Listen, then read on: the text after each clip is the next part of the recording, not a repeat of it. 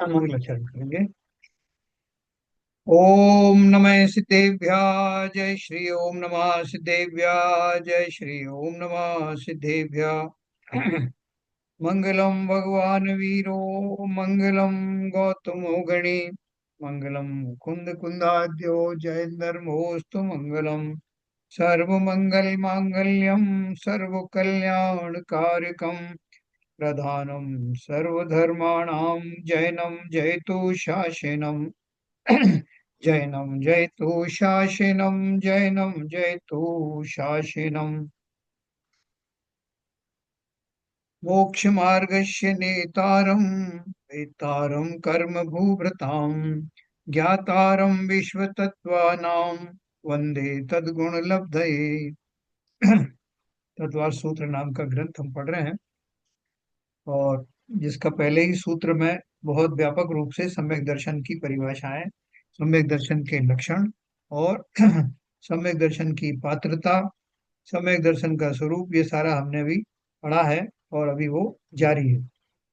कल आप लोगों ने क्या पढ़ा था? लो उसी का रिवीजन किया था। जो सम्यक दर्शन के चार वो लक्षण हाँ बताए हैं। हाँ हाँ। ओके।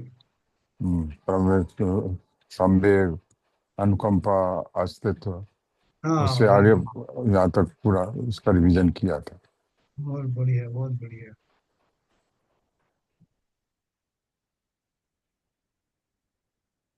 ये हमने जो ये वाला देखिए।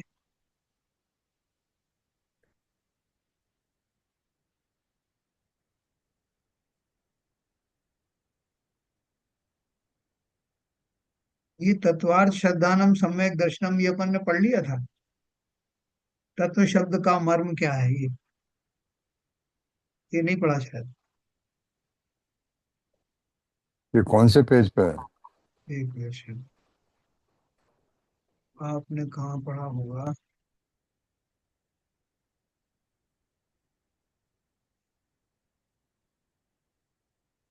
आप 97 पेज पे आ जाइए। 93 ओके। 93 पेज पे। ओके। जो ऊपर ऊपर, हाँ 93 है ना। ये हाँ, कल पढ़ रहे थे ना, मैं सराग समुद्र दृष्टि, ये हमने कल पढ़ा था। ये और ये ठीक कल है। आप परसों आपने ये पढ़ाया था।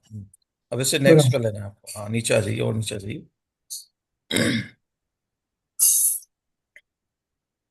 अब यहाँ से चालू कर सकते हैं हम। तत्वार्थ श्रद्धानम सम्यक दर्शनम, है ना। हाँ, सिद्ध उपाय भी हमने पढ़ा था, भूरी पुरुषार्थ सिद्ध उपाय के विषय भी ऐसे ही कहा है। ये भी अपन ने पढ़ लिया था। यस।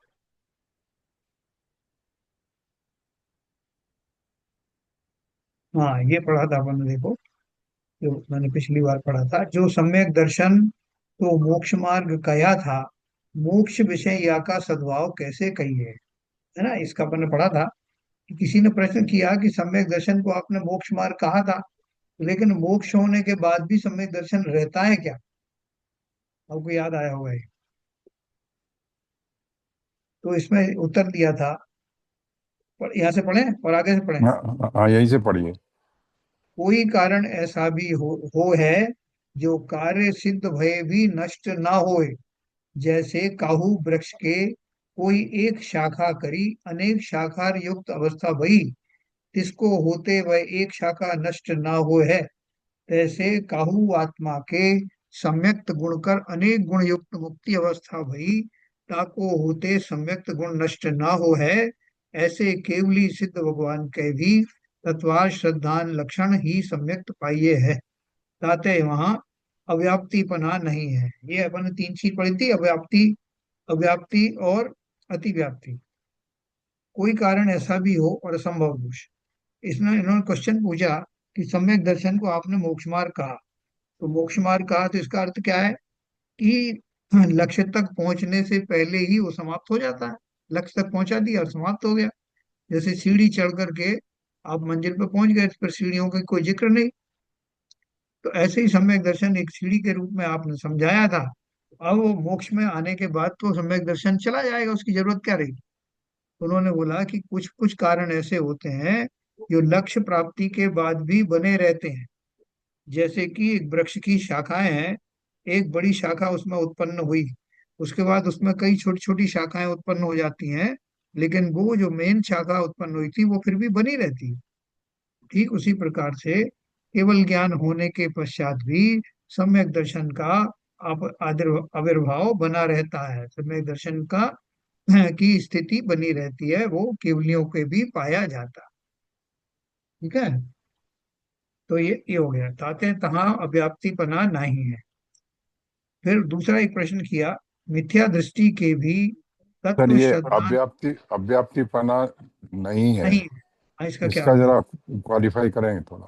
हाँ, वो ये कह रहे हैं कि आपने जो सम्यक दर्शन की जो व्याख्या की कि सम्यक दर्शन कहाँ तक लागू होता है, तो सम्यक दर्शन तो जब मोक्ष मार्ग तक ही लागू होता है, लेकिन ये तो और आगे आगे तक भी लागू हो रहा है।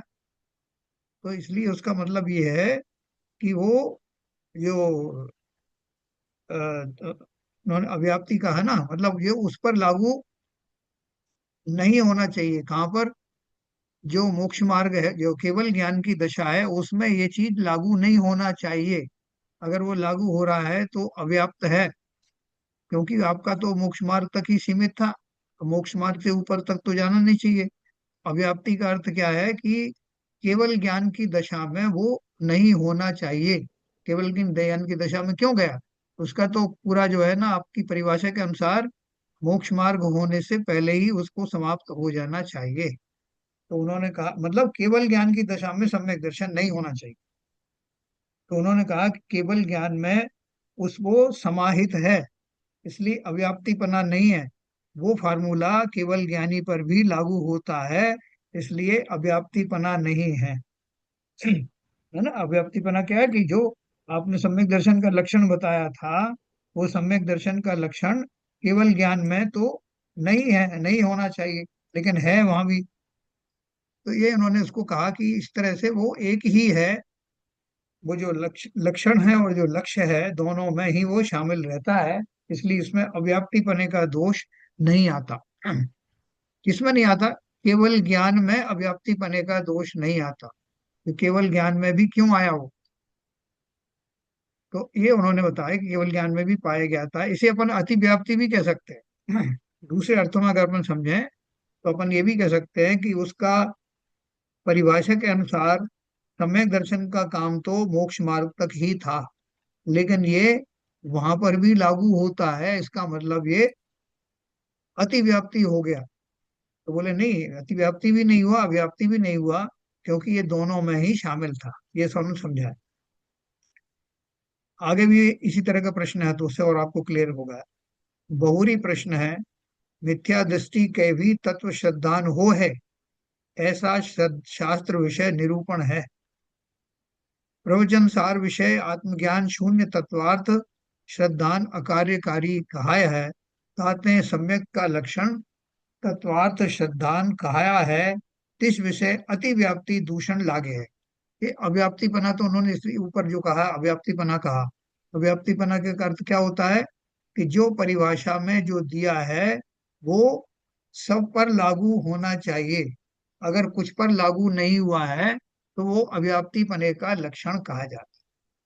तो इन्होंने जो पहले वाले में बताया है कि आपका जो परिभाषा है, सम्यक दर्शन जो है वो आ, मोक्ष का मार्ग है, वो जो है वो केवल ज्ञान के ऊपर तो लागू नहीं है, केवल ज्ञानियों पर तो लागू नहीं है। तो उन्होंने बोला केवल ज्ञानियों पर भी लागू है, क्योंकि सम्यक दर्शन वहां भी पाया जाता है, इसलिए वहां अव्याप्तिपना नहीं है। पहला का ये उत्तर दिया। क्योंकि अपन ने बात क्या कही है कि जितने भी मिथ्या दृष्टि से, मिथ्या दर्शन से निकल करके पाने वाले जीव हैं, आने वाले जीव हैं, उनको सम्यक दर्शन की प्राप्ति होती है।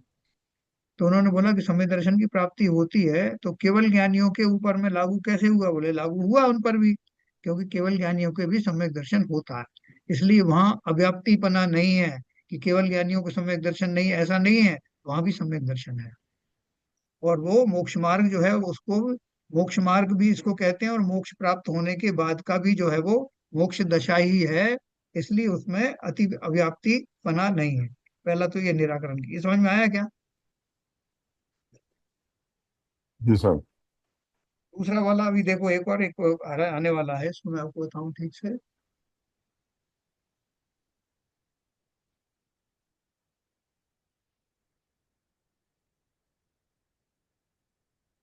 दूसरा वो ये कह रहे हैं इसमें कि ये व्याप्ति व्याप्ति की वजह से कंफ्यूजन हो गया, ये नहीं समझ में आ रहा है। जैसे केवल ज्ञान हुआ तो मतलब सम्यक दर्शन उनको भी है, और जब सिद्ध हो जाते हैं तब क्या होता है?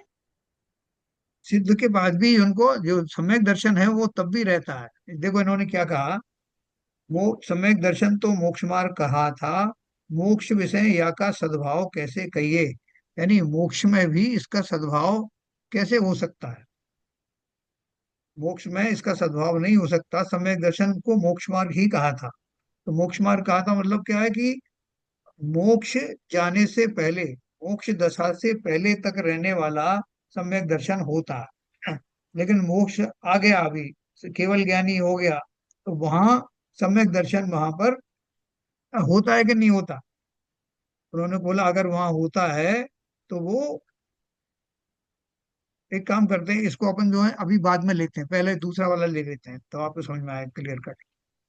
यह दूसरा प्रश्न पूछा है हमने, मिथ्या दृष्टि के भी तत्व श्रद्धान हो है, ऐसा शास्त्र विषय निरूपण है।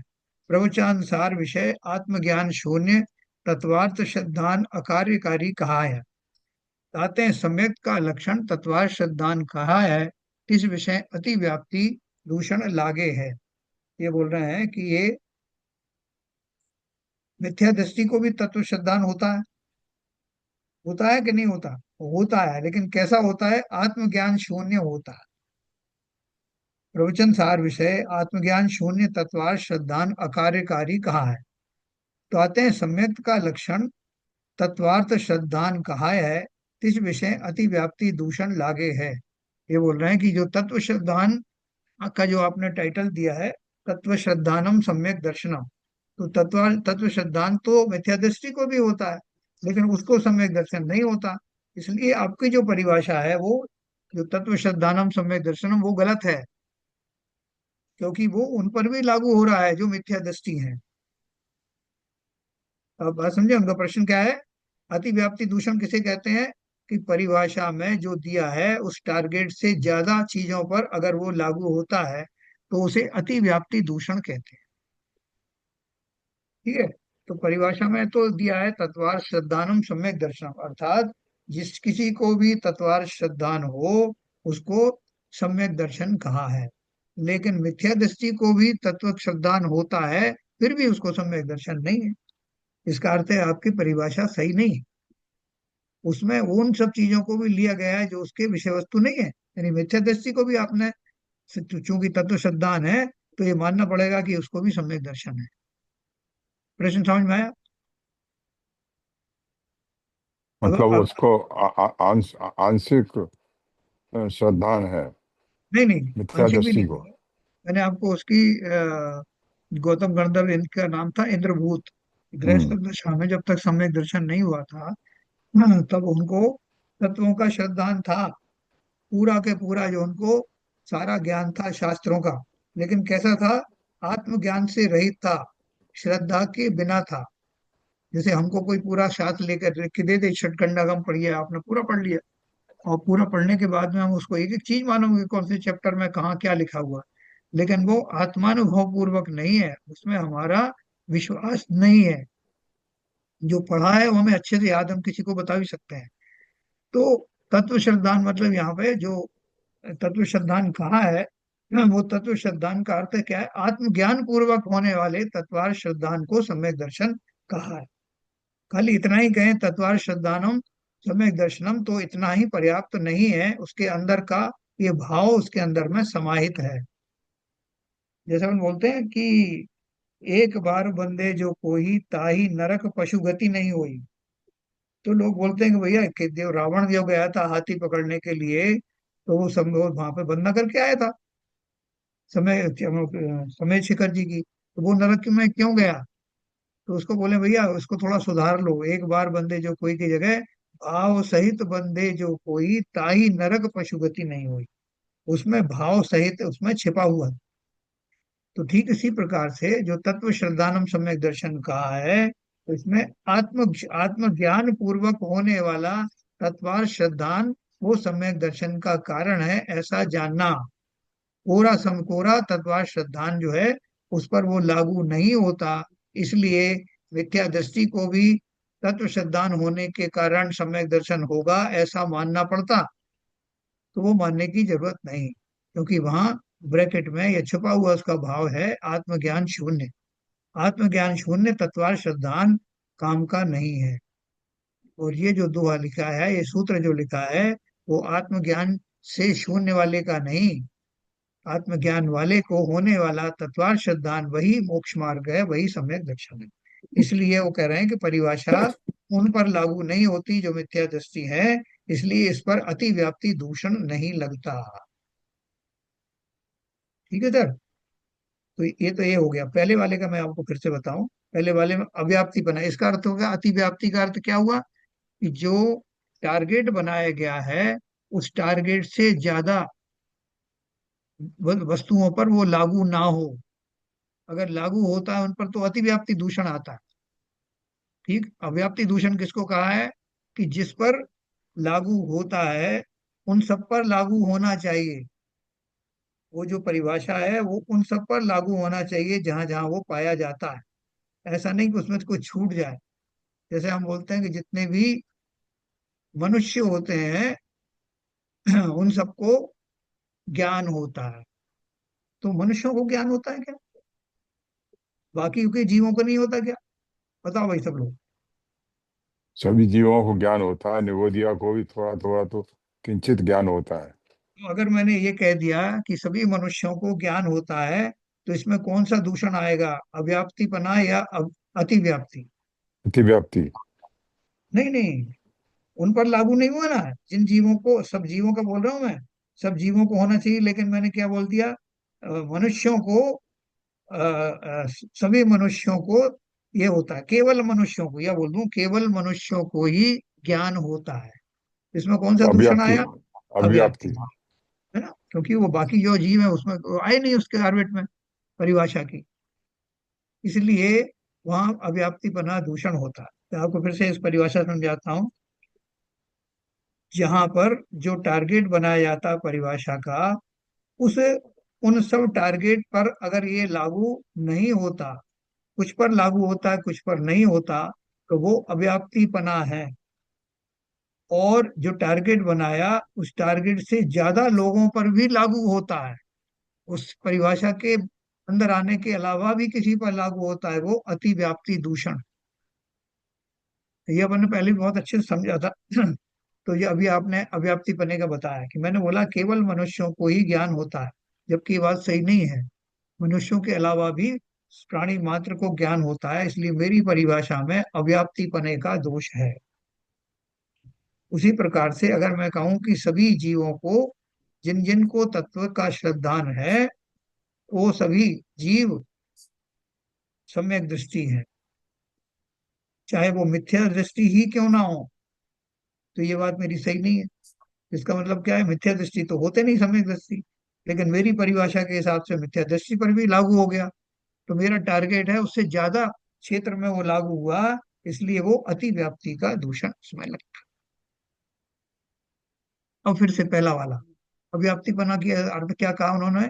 उन्होंने बोला कि आपने बोला कि जितने भी मोक्ष मार्ग के जीव हैं उन सबको सम्यक दर्शन रहता है।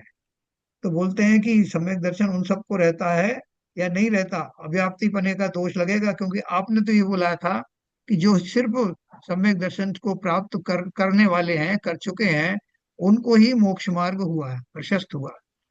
लेकिन जो मोक्ष मार्ग के ऊपर चले गए हैं उनके ऊपर तो लागू हुआ नहीं है, क्योंकि मोक्ष मार्गी को तो जो है मोक्ष मोक्ष मार्ग से निकल करके ऊपर चले गए हैं। और सम्यक दर्शन उनको है कि नहीं है? बोले सम्यक दर्शन उनको भी है।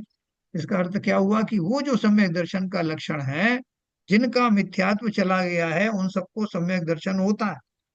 ये परिभाषा अगर मैं कहूं तो जितने भी मोक्ष मार्गी हैं उन सबके ऊपर तो लागू होता है, लेकिन ऊपर वाले जो लोग हैं उन पर तो लागू हुआ नहीं। केवल ज्ञानी उन बोले उन पर भी लागू होता है, क्योंकि सम्यक दर्शन वहां आकर समाप्त नहीं हो जाता, ऊपर भी बना रहता है। इसलिए कि समस्त केवल ज्ञानी भी उन साधारण चतुर्थ गुण स्थान वाले जो सम्यक दृष्टि हैं, उन सब में वो भी शामिल होते हैं। इसलिए अव्याप्तपना नहीं है, उन सब पर लागू होता है।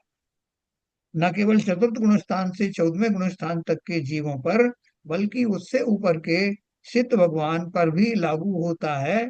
इसलिए ये पूरी जो टारगेट दिया गया है, जहां जहां मिथ्या दर्शन नहीं वहां सम्यक दर्शन है, ये परिभाषा संपूर्ण टारगेट पर लागू होती है, किसी को छोड़ा नहीं गया है। इसलिए इसमें अव्याप्तिपना नहीं है। थोड़ा क्लियर हुआ? हाँ जी। और बीच बीच में आएगा तो आपको ये थोड़ा सा कुछ, पहली बार भी आप लोग कंफ्यूज हुए थे। तो दो चीज थी इसमें, अव्याप्तिपना, अतिव्याप्तिपना और असंभव, तीन दोष होते हैं। असंभव दोष किसे बोलते हैं? जो हो ही नहीं सकता उसके बारे में बात करना। जैसे बोलते हैं आकाश के फूल, गधे के सींग, है ना, उसकी बात करें। एक बार साहब क्या हुआ कि गधे के जो सींग थे वो मुरझा गए, टूट गए, उन पर रंग लग गया। बोले गधे के सींग होते ही नहीं, इसलिए सारा स्टेटमेंट गलत है। वही बने, एक बार क्या हुआ कि आकाश में से आकाश के फूल खिले, लाल रंग के, हरे रंग के। बोले तो ये तो बिल्कुल गलत है, क्योंकि आकाश के फूल होना असंभव है। ऐसे तीन दोष होते हैं स्टेटमेंट्स में। जो भी हम परिभाषाएं बनाते हैं, तो परिभाषा में अव्याप्तिपना, अतिव्याप्तिपना और असंभव तीन दोष होते हैं। इसमें और आगे भी आएगा, मैं एक बार फिर से आपको बता दूं। अव्याप्तिपने का अर्थ क्या है? कि जो परिभाषा बताई जाती है, जिन जीवों के लिए बताई जाती है, वो सभी पर लागू होना चाहिए, किसी को छोड़ना नहीं चाहिए। मैं अगर कहूं कि जीवों का लक्षण है कि उनमें ज्ञान होता है, तो इसमें कुछ भी छूटा नहीं। समस्त जीवों को ज्ञान होता है, कोई भी ऐसा जीव नहीं जिसको कि ज्ञान नहीं होता। इसलिए इसमें अव्याप्तिपने का कोई दूषण आने वाला नहीं। अब मैं कहूं अतिव्याप्ति, मैं बोलूं कि कुछ जीवों को क्या बोले, मैं बोलूं कि ये जो पुद्गल द्रव्य है, वो पुद्गल द्रव्य में क्रियावती शक्ति होती है। मात्र एक पुद्गल द्रव्य होता है, उसमें क्रियावती शक्ति होती है। तो आप बोलेंगे नहीं नहीं साहब, एक द्रव्य और भी है जिसमें क्रियावती शक्ति होती है, वो कौन सा है? जीव में भी क्रियावती शक्ति होती है ना। जीव में भी क्रियावती शक्ति होती है। इसलिए वो मेरा, ये जो मैंने जो बोला कि सिर्फ जीव में, पुद्गल में एक क्रियावती शक्ति होती है, और जीव को मैंने छोड़ दिया, तो ये कौन सा दूषण हुआ? अव्याप्तिपना हुआ या अतिव्याप्ति हुई? बोलो, इन दोनों में से सेलेक्ट करो। मेरी परिभाषा में मैंने सिर्फ पुद्गल को ही लिया है। और क्या परिभाषा दी है मैंने? कि जिनको क्रियावती शक्ति होती है वो पुद्गल होते हैं, या क्रियावती शक्ति पुद्गल द्रव्य में ही पाई जाती है। तो ये कौन सा दोष हुआ इसमें? अव्याप्तिपना हुआ कि अतिव्याप्ति हुआ? अव्याप्तिपना। अव्याप्तिपना हुआ। क्यों? क्योंकि वो गुण जो है वो दूसरे पर भी लागू होता है, इसलिए मैंने उसका टारगेट आधा रखा। इसका मतलब वो अव्याप्ति है, उसमें नहीं आया। और अतिव्याप्ति में क्या होता है? कि जो मैंने टारगेट बताया, उस टारगेट के अतिरिक्त भी उनमें पाया जाए। जैसे आपने बोला अव्याप्ति का, आप अतिव्याप्ति का कोई लक्षण बताओ।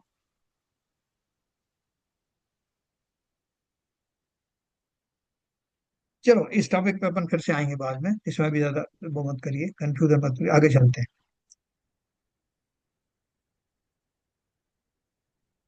यहाँ से शुरू करते हैं। बहुरी यहाँ सम्यक का लक्षण तत्वार श्रद्धान कहा है, सो भाव निक्षेप करी कहा है, सो गुण सहित साचा तत्वार श्रद्धान मिथ्या दृष्टि के कदाचित ना हुए। है ना, बोला कि जो सच्चा तत्वार श्रद्धान है वो मिथ्या दृष्टि के नहीं होता। बहुरी आत्मज्ञान शून्य तत्वार श्रद्धान कहा है, तहाँ सोई अर्थ जानना।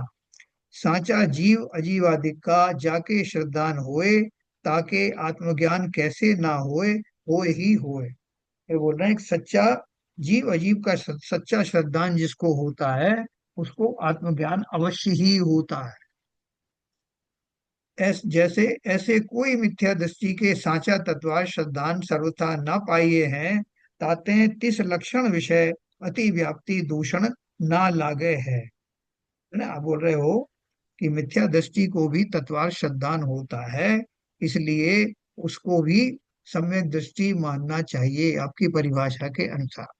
तो उन्होंने बोला कि नहीं, मिथ्या दृष्टि को आत्मज्ञान शून्य तत्वार श्रद्धान होता है। जैसे कि उसने पूरा मोक्षार्थ पढ़ लिया, किसी मिथ्या दृष्टि हमने हमने आपने सबने पढ़ लिया, उसका एक एक चीज पढ़ ली है, लेकिन हमारी श्रद्धा में जीव अजीव का भेद विज्ञान नहीं हुआ। तो नहीं हुआ है तो खाली उसका ज्ञाता होना, मोक्ष शास्त्र का ज्ञाता होना मात्र हमको सम्यक दर्शन का की गारंटी नहीं देता। लेकिन अगर हमको तत्व श्रद्धान हुआ है, वेद विज्ञान हुआ है, जीव अजीव में हम बहुत अच्छी तरह से भेद करते हैं, हमारे श्रद्धा के लेवल पर वो बसा हुआ है, तब हम हमें सम्यक दर्शन है ऐसा कहने में कोई संकोच नहीं होता। ठीक है, इसलिए ऐसा कहना कि मिथ्या दृष्टि को होने वाला तत्वार्थ श्रद्धान भी सम्यक दर्शन का कारण बनेगा, ऐसा नहीं है। वो किसको बनेगा? तत्वार्थ श्रद्धानम सम्यक दर्शनम, ये जो परिभाषा है वो उन समस्त जीवों पर लागू है जिन्हें भेद विज्ञान हुआ, उसके अतिरिक्त किसी पर लागू नहीं हुआ है। इसलिए अतिव्याप्ति दूषण यहाँ नहीं आता। अतिव्याप्ति मतलब मेरे टारगेट से ज्यादा चीजों पर लागू हो तो अतिव्याप्ति दूषण है, मेरा टारगेट पर लागू होगा तो अतिव्याप्ति दूषण नहीं होगा। बहुरी जो यह तत्वार श्रद्धान लक्षण कया सो असंभवी भी नहीं है। असंभव नाम का दोष क्या है? बहुरी जो यह तत्वार श्रद्धान लक्षण कहा सो असंभवी भी नहीं है।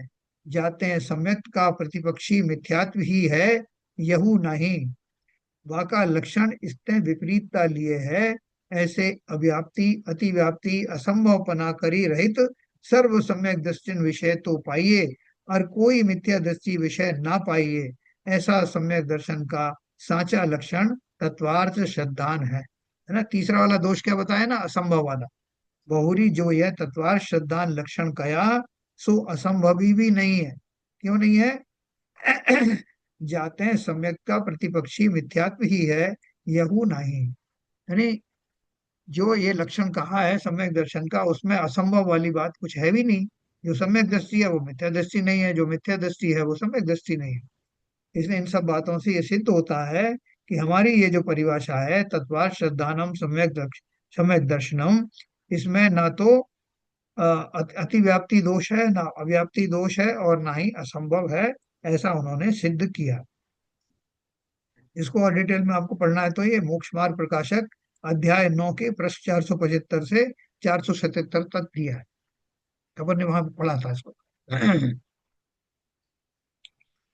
तो कई बार क्या है, कोई चीज एक बार में समझ में नहीं आती, आप 2-3 बार पढ़ेंगे उसको तो वो समझ में आएगा। ये अपन भी कल फिर दोबारा ले लेंगे इसको। फिर है पंचाध्यायी भाग 2 में कहा है कि ततो अनर्थांतरम एभ्य किंचिछु शुद्ध मनी दृशम शुद्धम नव पदान्येव तद विकारते परम। इसलिए शुद्ध तत्व कुछ उन नव तत्वों से विलक्षण अर्थांतरण नहीं है, किंतु केवल नव तत्व संबंधी विकारों को छोड़कर नव तत्व ही शुद्ध है। हाँ, ये क्या बताया उन्होंने, इसका भावार्थ और पढ़ देता हूँ। इसलिए सिद्ध होता है कि केवल विकार की उपेक्षा करने से नव तत्व ही शुद्ध जीव है, नव तत्वों से कुछ सर्वथा भिन्न शुद्धत्व नहीं है। नौ तत्व कौन से हुए? 7 तत्व आपने पढ़े थे ना, 7 में दो दो उसमें और उसमें मिला पाप और देते हैं, पुण्य और मिला पाप और देते हैं पुण्य मिलाओ। हाँ, 9 पदार्थ भी कह देते हैं उसको, 9 तत्व भी कह देते हैं। हम्म। तो बोल रहे हैं कि उन शुद्ध तत्व उन 9 तत्वों से विलक्षण अर्थांतरण नहीं है। कह रहे हैं कि वो जो 7 चीजें या जो 9 चीजें बताई हैं उन सब में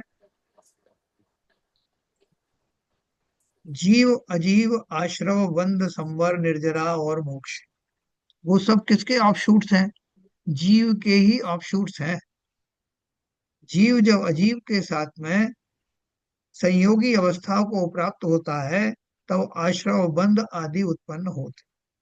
जब उन विकारों से मुक्त हो जाता है तो संवर निर्जरा आदि प्रकट होते हैं और सब प्रकार से शुद्ध होने पर उसकी जो अवस्था होती से मोक्ष अवस्था कहते हैं। उस आश्रम में पुण्य पाप भी शामिल है। तो कहने का अर्थ, उनका अर्थ क्या है कि शुद्ध तत्व तो जीव ही है, और जो विकार उसके अंदर हमने लगाए हैं वो विकार के निकाल देने पर तो वो शुद्ध ही है। जैसे हम सोना है, हमने 22 कैरेट का सोना, 18 कैरेट का सोना, 24 कैरेट का सोना, 23 कैरेट का सोना हमने सब रखे अलग अलग, लेकिन वास्तव में तो वो सारे सोने में से अगर अशुद्धताएं निकाल दी जाएं तो सारे ही सोने एक ही है, शुद्ध तत्व ही है सोना। वो तो विकारों की अपेक्षा से उनने उसकी कैटेगरी कर रखी है। ठीक उसी प्रकार से आश्रव बंध आदि किस्म के जो विकार हैं, या संवर और निर्जरा वाले जो उपाय हैं, उन सब के बिना, उनकी आवश्यकता ना पड़े, वो कहीं सत्ता में ना मौजूद हों, तो जीव युगल को मोक्ष, जो मोक्ष दशा जो प्रकट होती है वो प्रकट ही है। अगर हम उसके त्रिकाली ध्रुव स्वभाव को देखें तो उसमें कोई विकार है ही नहीं ऐसा।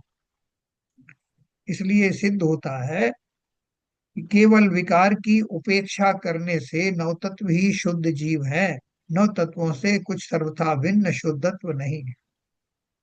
कीचड़ में पड़ा हुआ पानी, दूध में पड़ा हुआ पानी, रस में पड़ा हुआ पानी, वो सब में जो पानी तत्व है, जो H2O है, वो वैसा ही है जैसा होना चाहिए। बोले क्या बात कर रहे हैं आप, कीचड़ में पड़ा हुआ पानी तो कीचड़ है ना, उसमें पानी पना कहाँ। बोले उन सब विकारों को हटा करके देखो, जो जिसमें उसमें उस पानी में मिलकर उसे कीचड़ की संज्ञा दे दी है, लेकिन उन सब विजातीय पदार्थों के बीच में पड़ा हुआ वो पानी आज भी शुद्ध H2O ही है। दूध में मिला हुआ पानी, दूध की सोहबत पाकर के पानी दूध कहलाता है, लेकिन उसके अंदर में जो शुद्ध जल है वो H2O ही है। ये बात मैं समझा पाया आपको? हाँ, किसी को शंका हो तो बता। विकारों के निकाल देने पर जो दशा प्रकट होती है वो कैसी है? शुद्ध जीव की दशा है। और वो शुद्ध जीव की कल्पना ज्ञानी सदा काल करते हैं। जब वो ध्यान आदि करते हैं, शुक्ल ध्यान आदि करते हैं, तो वो उस प्योर फॉर्म की ही साधना करते हैं, वही उनको दिखाई देता है। विकारों से रहित जो शुद्धपना है वही उनकी दृष्टि का विषय हो। ठीक है, हमें भी वही पकड़ना है। जो त्रिकाली ध्रुव स्वभाव ये बोलते हैं, बार बार बोलते हैं, ओ मैं तो तीनों काल में हूँ, सिद्ध शुद्ध निराकुल सिद्धों सम। वो बात क्या है? वो यही बात है। अतस्तत्वार्थम श्रद्धानम सूत्रे सद्दर्शनम मतम तत्तत्वम नव जीवाद्या यथोद्देश्य का क्रमादपि। इसलिए सूत्र में तत्वार्थ का श्रद्धान करना सम्यक दर्शन माना गया है, और वे तत्व भी जीवा जीवादि रूप से नव हैं।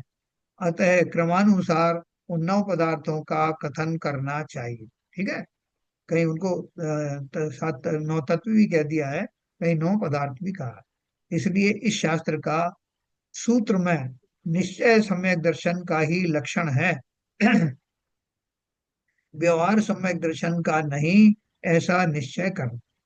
यानी जो भी बात कही जा रही है वो निश्चय से कही जा रही है।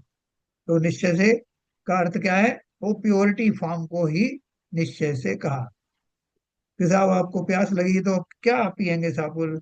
शरबत ही दे दो, छाछ दे दो, ये भी तो पानी ही है ना, पियो इनको, पानी के तरह काम करेंगे आपको। तो वो मैंने आपको व्यवहार के रूप में उसको पानी कहा, क्योंकि वो प्यास बुझाने के काम में आ रहा है इसलिए। लेकिन निश्चय से तो वो पानी, उसके अंदर में जो पानी मिला हुआ है वही आपकी प्यास बुझाने के काम में आ रहा है। तो निश्चय से तो प्यास का बुझाने का कारण मात्र उसमें मिला हुआ वो शुद्ध तत्व वो पानी ही है।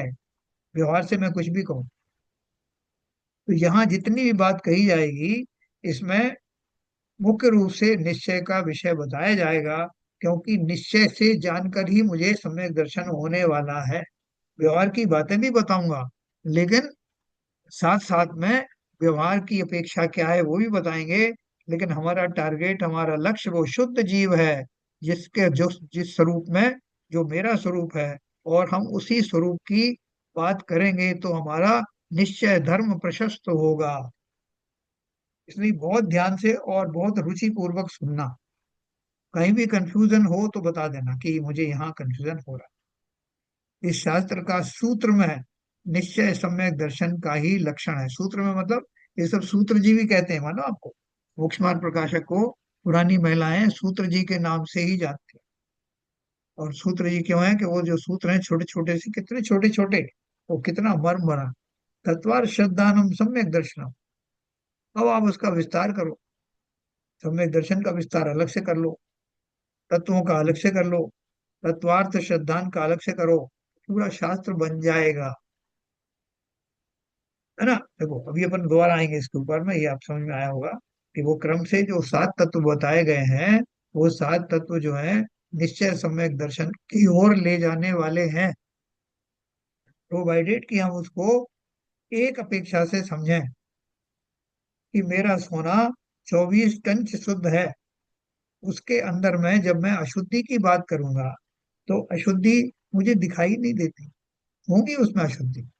मैं उस 24 टन वाले सोने को अंदर सामने रखे हुए हूँ, मुझे वही लक्ष्य है, उसी के मैं गुणगान करता हूँ, उसी की प्रॉपर्टीज बताता हूँ।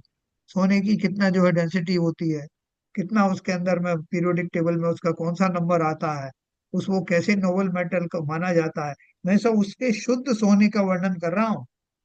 अब आप बीच में से कह दो नहीं साहब वो तो जो है 22 कैरेट का सोना जो है वो, उसमें ज्यादा उतने डेंसिटी नहीं होती है, और वो 18 में इतना होता है, और उसको जो है उसमें तो ऐसा ऐसा हो जाता है। वो सब बातें मैं नहीं कर रहा हूँ, मैं उसकी सिर्फ शुद्ध दशा की बात कर रहा हूँ। वो सारी जब मैं भेद करूंगा तो वो उस व्यवहार में आ जाएगा। व्यवहारिक सोना हो गया 22 कैरेट, 18 कैरेट, 14 कैरेट, वो व्यवहार की बात, वो सोना नहीं है लेकिन उसको उपचार से सोना कहते हैं।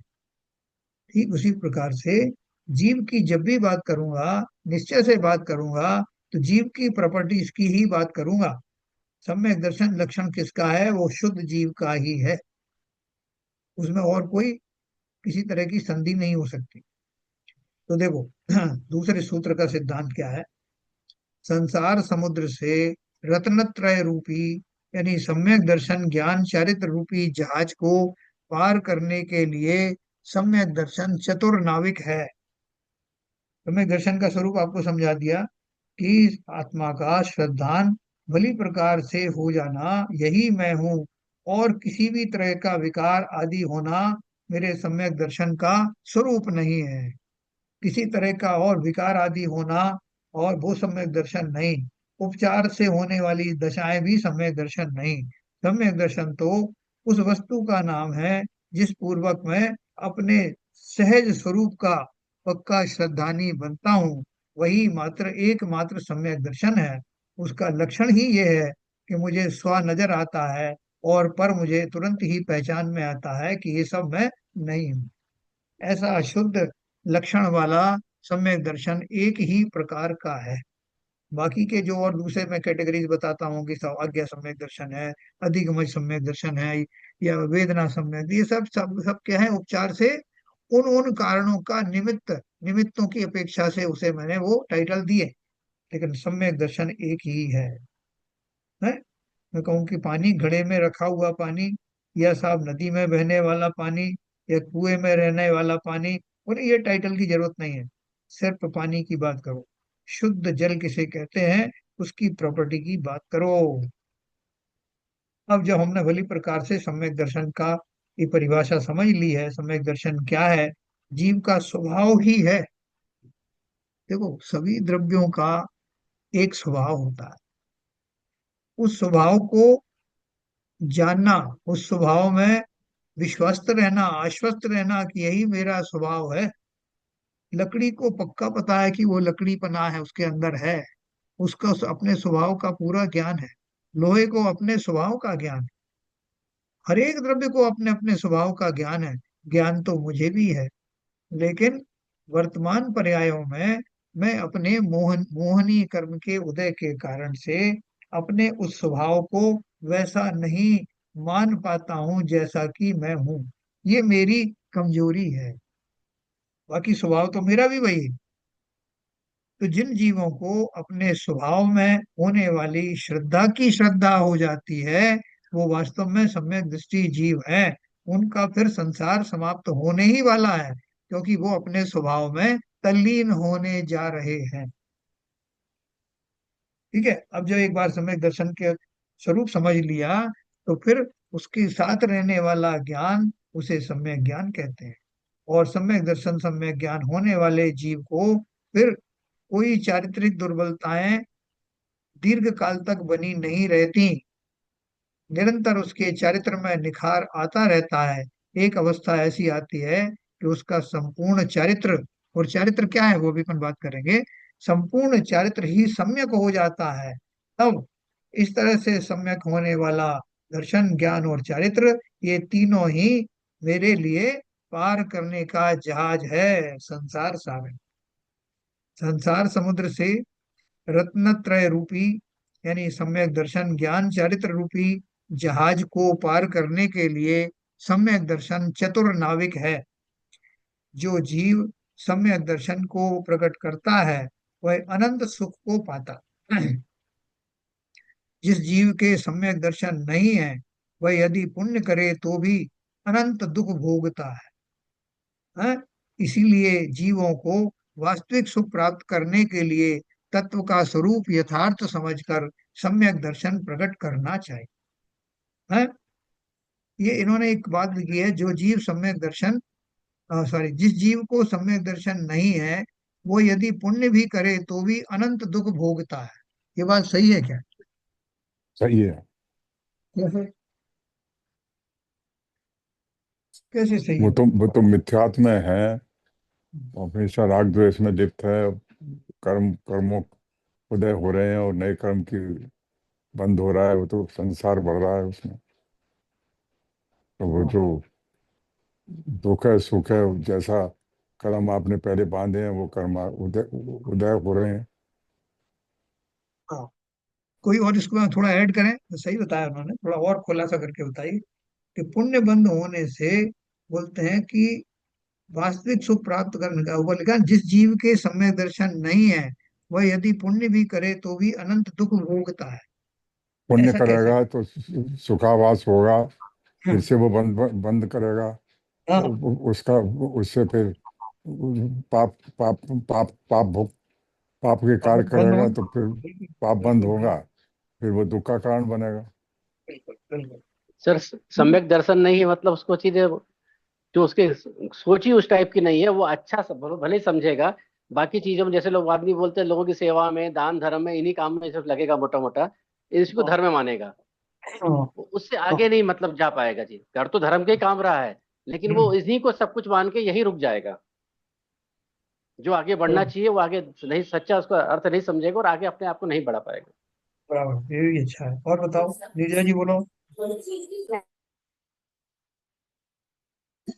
अभी जैसे परिभाषा में आया है कि आत्मज्ञान से जो होता है, तो ये जो है आत्मज्ञान से होने के बाद का जो सुख है वो सम्यक सुख है, वो अनंत शांति है। ये वाला सुख तो क्या है, ये मिथ्यात्व में है, ये संसार को बढ़ाने वाला है, और ये दुख का ही कारण है, क्योंकि हम अपने स्वभाव से च्युत हो चुके हैं। जब हम अपने स्वभाव में आएंगे, वही सुख है, वही शांति है, वही आनंद है। और स्वभाव से जहां अलग जाते हैं, उसके बाद वो चाहे पुण्य है, वो पुण्य संसार को बढ़ाने वाला पुण्य है, वो प्रशस्त पुण्य नहीं है। हाँ, बराबर। जो आपने देखो, डिवीजन साहब ने, आपने तीनों ने मिलकर के जो बात कही, उसका उसका सार ये है कि बिना आत्मज्ञान के जो पुण्य आदि की का बंध होता है, वो पुण्य कैसा है, तो उसमें पंचेंद्रिय के विषयों को भोगने आदि के जो है वो आपको अवसर मिलते हैं। और उन अवसरों, पुण्य के हुए आपको धन आदि मिल गया, आपको अच्छे और सामग्रियां मिल गई, तो उनका उपभोग क्या करोगे आप? उनको जब, विषयों का जब सेवन करेंगे तो पाप का बंद होगा। पाप का बंद होगा तो आप निरंतर जो है वो दुखों का जो है आपका अंबार लग जाएगा। यहाँ तक कि पुण्य की सामग्रियों में आपकी तृष्णा बदल बदल करके, उनका उपभोग करने का की तृष्णा, इच्छाएं, वो आपको दुख रूप ही होंगी। आज मैंने ये खाया, कल मेरे को ये मिलना चाहिए, परसों ये मिलना चाहिए, आज मेरे को गाड़ी मिलना चाहिए, और उससे भी बड़ी गाड़ी मिलना चाहिए। ये जो आपको पुण्य के उदय में प्राप्त होने वाली सामग्री और उनके साथ में होने वाली इच्छाओं का, अनंत इच्छाओं का प्रादुर्भाव, ये आपको कभी सुखी होने नहीं देगा, निरंतर दुखी बने रहेंगे। हमें जो अभी क्षुधा रोग आदि जो सब है ना, उनको हम क्यों समर्पण करते हैं? क्योंकि वो सब मेरे किसी काम के नहीं। वो इच्छाएं मुझे निरंतर दुखी बनाए रखती। तो इसलिए आप सबने बहुत सही कहा, जिस जीव के सम्यक दर्शन नहीं है, वह यदि पुण्य करे तो भी अनंत दुख भोगता है ना। वो पुण्य की जो, वो पुण्य के उपलक्ष्य में एक तो क्या पुण्य हो गई, मैं अब ये और करूं, मैं अब वो करूं। वो जो इच्छाएं, अनंत इच्छाएं होती हैं, और उनके द्वारा जो प्राप्त जो सामग्री है, वो किसी ना किसी प्रकार से आपको दुख के समुद्र में डुबा देगी। इसलिए जो चक्रवर्ती है, उसको कितने पुण्य का जो है फल मिलता है चक्रवर्ती के रूप में, और उसको इतना परिग्रह उसको मिलता है। उसने कमाया नहीं, देखो मजे की बात है, उसने खाली पिछले भाव में चक्रवर्ती की जो गति बांधी थी, उसने जो पद बांधा था, वो उसे मिला। अपने उसमें बहुत सारे उसने अच्छे काम किए, उसमें कोई चक्रवर्ती पद मिला। अब मिलने के बाद में उसमें इस भाव में उसने कुछ नहीं किया, उस पर्याय में। लेकिन वो जो कुछ मिल गया उसको चक्रवर्तित्व के रूप में, क्योंकि वो उससे जुड़ा हुआ है, मैं चक्रवर्ती हूँ, ये सब मेरी सामग्री है, उस मात्र से ही उसको इतना कर्म का बंध होता है कि अगर वो अंत समय में दीक्षा ना ले, तो उस अनंत परिग्रह में स्वामित्व रखने के कारण नियम से नरक में जाए। लेकिन जो समझदार होते हैं, ज्यादातर चक्रवर्ती समझदार ही होते हैं, तो वो ज्यादातर मोक्ष को ही चले जाते हैं, एक आध स्वर्ग भी गया होगा। तो इसलिए मूल में पुण्य आदि के द्वारा किसी को संसार से मुक्ति नहीं मिलती, पुण्य को भी छोड़ना पड़ता है। इसलिए बोला, जिस जीव को सम्यक दर्शन नहीं है, वह यदि पुण्य करे, तो जैसे नीरजा जी ने कहा ना, तो उसका पुण्य पुण्य भी कौन सा होगा, सातिशय पुण्य नहीं होगा, वो यही होगा, क्या बोलते हैं पापानुबंधी पुण्य होगा। वो यदि पुण्य करे तो भी अनंत दुख भोगता है। इसलिए जीवों को वास्तविक सुख प्राप्त करने के लिए तत्व का स्वरूप यथार्थ समझकर सम्यक दर्शन प्रकट करना चाहिए। तत्व का स्वरूप समझे बिना किसी जीव को सम्यक दर्शन होता ही नहीं। अब आप समझ लो कि अगर मुझे सम्यक दर्शन प्राप्त करना है, जैसा अपन सोच रहे हैं आजकल, तो क्या करना पड़ेगा? तत्व का श्रद्धान अच्छे से करना पड़ेगा। तत्व क्या है, अपन बार बार पढ़ेंगे, पूरे ग्रंथ में यही बात है। तत्व क्या है, वो कैसे हैं, उनकी उनका स्वरूप क्या है। तत्व का स्वरूप समझे बिना किसी जीव को सम्यक दर्शन नहीं होता। जो जीव तत्व के स्वरूप को यथार्थतया समझता है, उसे ही सम्यक दर्शन होता है, या उसे सम्यक दर्शन होता ही होता है। इसे यह सूत्र प्रतिपादित करता है। अपन ये सूत्र पढ़ेंगे और फिर इसका विश्लेषण कल करेंगे। देखो, अपन को बहुत आराम आराम से इस शास्त्र को समझ, तो ये बहुत बढ़िया शास्त्र है। सभी मंदिरों में जो दशलक्षण पर्व के 10 दिनों में ये इसके जो अध्याय हैं, उनका पाठ होता है। 10 दिन में एक एक अध्याय लिया जाता है, और ये मान करके ही कि ये मौसम बहुत बढ़िया है। कौन सा मौसम? दशलक्षण पर्व का जो वातावरण होता है, उस वातावरण में ये मोक्ष शास्त्र बहुत सटीक है, और उसका प्रियम्बल अपन पढ़ रहे हैं। ये अब जब तक अब दशलक्षण पर्व नए आएंगे, तब तक आप इसमें आधे से ज्यादा पारंगत हो जाएंगे। तो निश्चय सम्यक दर्शन की उत्पत्ति की अपेक्षा से भेद में पढ़ के समाप्त करूंगा। तन निसर्गाद सर्गादि गमाद्वा, जो कितना छोटा सा सूत्र है। तन तन निसर्गाद अधिगम अद्वा, वह सम्यक दर्शन, तत्व माने वह सम्यक दर्शन, निसगति यानी स्वभाव से, वह माने अथवा, अधिक मात यानी दूसरे के उपदेश आदि से उत्पन्न होता है ना। दो तरह का सम्यक दर्शन है, कौन सा? उत्पत्ति की अपेक्षा से सम्यक दर्शन के दो भेद हैं, निसर्गज और अधिगमज। निसर्गज कौन सा है? जो दूसरे के उपदेश आदि के बिना पूर्व संस्कार से स्वयमेव उत्पन्न होता है, उसे निसर्गज सम्यक दर्शन कहते हैं। दूसरा है अधिगमज, जो सम्यक दर्शन पर के उपदेश आदि से उत्पन्न होता है, उसे अधिगमज सम्यक दर्शन कहते हैं। ये दो चीजें हैं, यहाँ पर ये छोड़ेंगे इसको। और अब अपन जो है, हमको सम्यक दर्शन कितनी बार बार हुआ, किन जीवों को कैसे होता है, नारकी जीवों को सम्यक दर्शन कैसे होता है, देव आदि को देवगति में जाने के बाद सम्यक दर्शन कैसे होता है, ये सब अपन विस्तार से कल पढ़ लेंगे। सम्यक दर्शन के आपने 4 लक्षण जो बताए थे, एक तो ये था कि खुद को ही संबोधित करना कि मैं आत्मा हूँ और मैं इधर से भटक रहा हूँ, संसार में फंस रहा हूँ, तो मुझे अपने स्वभाव में रहना है। एक आपने बताया था अनुकंपा, मतलब अपने ऊपर भी दया करना, दूसरों के लिए भी अच्छे भाव रखना। और 2 हाँ और कौन से थे? हाँ, संवेग। बता भाई। संवेग। एक संवेग था, हम्म, संवेग का मतलब इस विकारी भावों का न होने का भय, होने क्या का चीज? भय। अच्छा अच्छा, विकारी विकारी भाव होने का डर। अच्छा, हाँ। हाँ। और और चौथा है अस्तित्व, मतलब जो आगम में लिखा है